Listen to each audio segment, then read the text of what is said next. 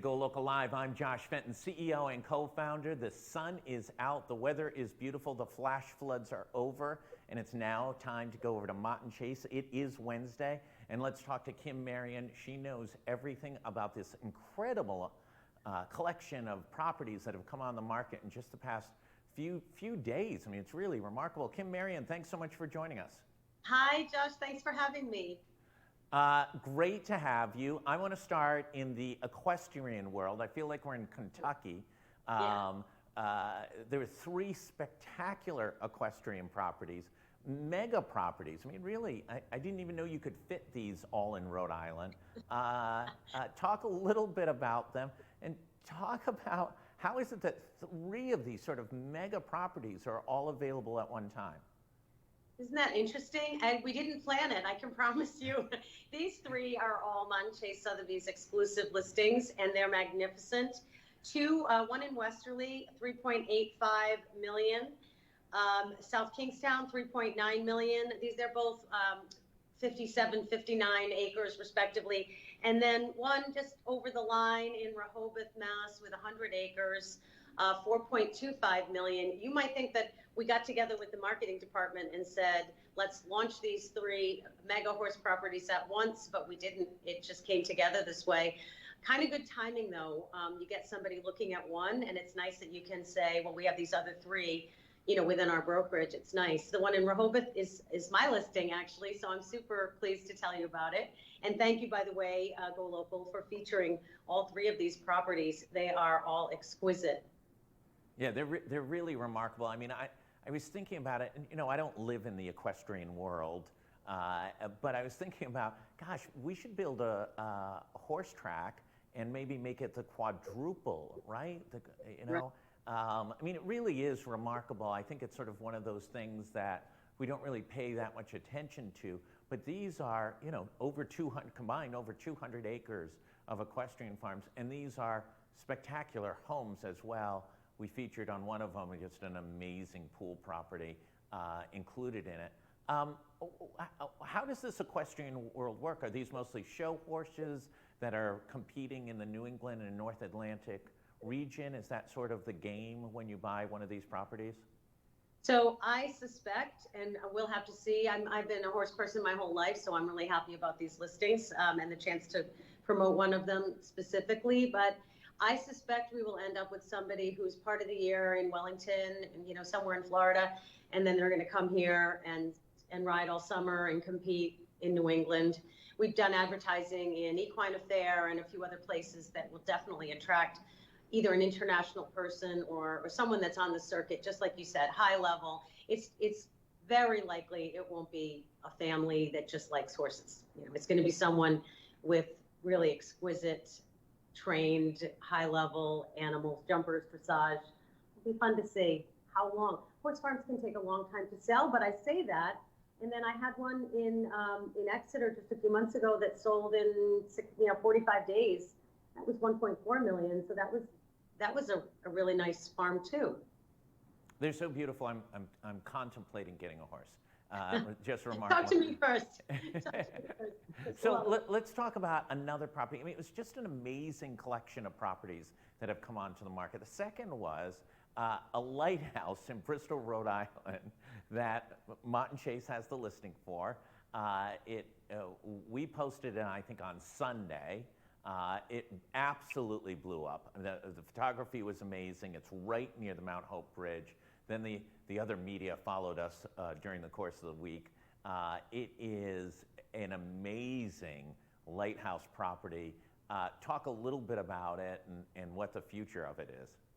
So it's a really interesting property, super rare that you could buy a lighthouse and have your single family home attached to that. And it is really right under the Mount Hope Bridge. So it's an interesting view that you never see. The architecture of the bridge, really interesting. And then of course, incredible water access and views. I think it's really fun that in 1929, the property sold for $2,050. And then in 1999, it sold for $469. So it had updates and it was brought up. And now we have it listed in 2022 for what, $750. Yeah. I don't think it will last on the market people say it's a hot minute. I think it's going to be gone in a hot minute because it's so unique, and the opportunity to own a piece of history like that, it's fascinating. There are numerous articles online if someone listening is interested in looking at the history of 7 Old Ferry Road. Yeah, we pulled some of the history from one of the Lighthouse publications, and it's really, really remarkable. It goes to show it was built because there was a huge need for it. There had been a number of boats crashing into those rocks right there. So really, really remarkable. Retired now. The lighthouse is retired now. Yeah, the lighthouse is retired, right. And then the last one that really leapt out that people really connected to is Preserve RI, which is a nonprofit, had restored this really remarkable home built in the 1600s in Rhode Island, transformed it. Now it's sort of this interesting collage of sort of exterior, remarkable history, interior. Well, everything's been preserved. It's also been updated, and it is bright and white and just a remarkable transformation for this property. Yep, 1147 Great Road. It's a stone ender house. It was absolutely worth going to Preserve RI. There are 3 or 4 videos there all about the house and the process and the renovation.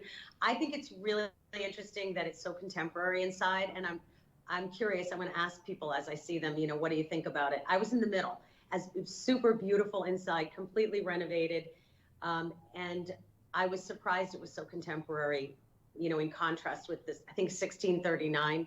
I read that there were only 14 stone ender homes in Rhode Island, and they literally have one end of the house that is completely built of stone. It looks beautiful. I haven't seen it in person yet, but I hope I get the chance to. Fascinating property. Preserve RI website has these videos that are really worth watching. It really speaks to the dynamic variety of homes that are offered in Rhode Island.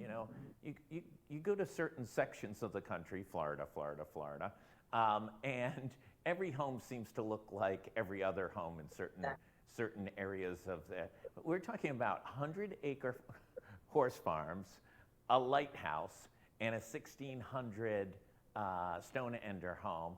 And that's not counting, just a variety of colonials and modern homes and everything else in between. Is that part of sort of the uniqueness of the Rhode Island real estate market? And is it in part that we're getting discovered for having this variety and driving so many out-of-staters wanting to move here? Yeah, it's so interesting you say that.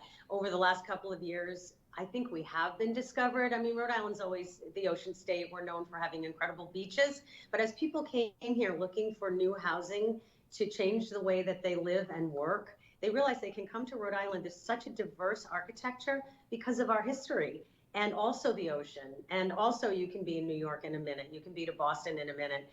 You can be in Little Compton for the afternoon, come to Providence. There's so much contemporary architecture in Providence, surprisingly, even though you're surrounded by vintage homes. And then, the waterfront, the lighthouse is incredibly unique.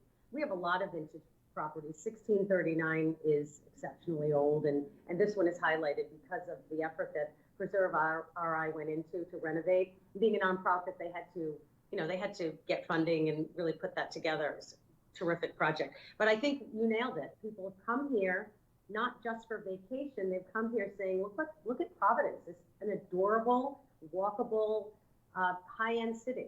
This is a great state. Yeah, there was a famous disparaging column in the Wall Street Journal in the 1980s that I think described Rhode Island as a speck along the highway on the way to Cape Cod. And I feel that hurts a little. Yeah. I think we've come a long way because the out-of-state buyers continue to flood in and continue to, as the rest of the country is seeing great instability lack of stability in the real estate market, we're holding strong, and the prices are holding strong, and the demand is holding strong. I'm glad you said that. It's absolutely true. And think about just Waterfire alone. These kind of events bring people out from South County, from the far edges, if it's really not, but into the city. It's a beautiful city. I think there was a moment when interest rates came up to that 5.5 and 6, kind of where we are now, where the brakes, I heard the brakes, like, oh my gosh, the market's slowing. And then people thought about it for a minute and they looked at the history of interest rates and they just realized this is still a really good time to buy and sell. I have not been slow for other than, that moment where people were a little unsure. We're still getting properties in the city, if they're priced right and everywhere, are selling quickly. Josh, it is amazing, this market and the desire for people to be in Rhode Island. It's hard to get a rental that is affordable. It's actually a real challenge, but the market is very strong still, in spite of the rise in rates that it looks like we're hearing they may go up again. Still, I don't see a slowdown that I thought would happen. Kim, you're representing the seller in the Rehoboth equestrian farm, and that's on the market for what number? 4.295. 4.295, and the Lighthouse is also Mott and Chace.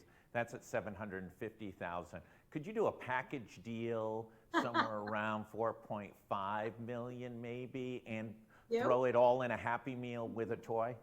With a toy for you, we can talk about it. Kim, Marion, you are spectacular. Thank you so much for joining us. A remarkable collection of properties now on the market in Rhode Island and nearby Massachusetts.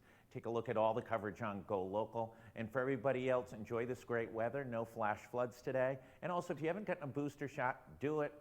Governor McKee just got COVID. He's bouncing back. He had 2 booster shots, didn't miss a beat. Thanks, everybody. Stay tuned.